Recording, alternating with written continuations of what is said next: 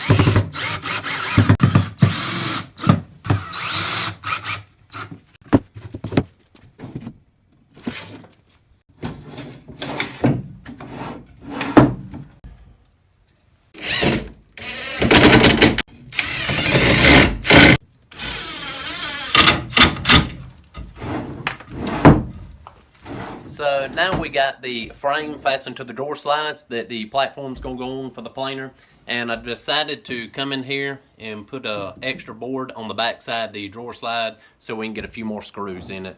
That way all the weight won't be on just two screws. And now it's time to try to create the leg that's going to go out on the front of the drawer, and that's where we're going to put the casters at to try to help carry that weight when the drawer's pulled all the way out.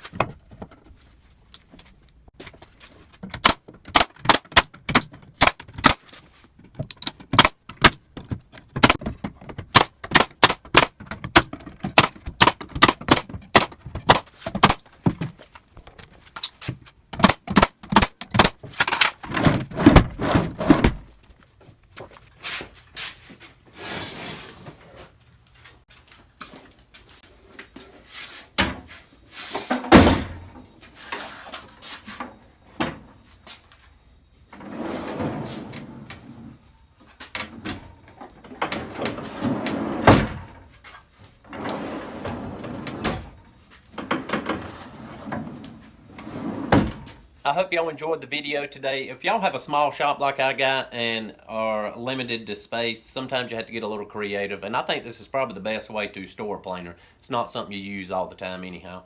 If y'all got any suggestions or comments that might help somebody out, if y'all leave it down in the comments below.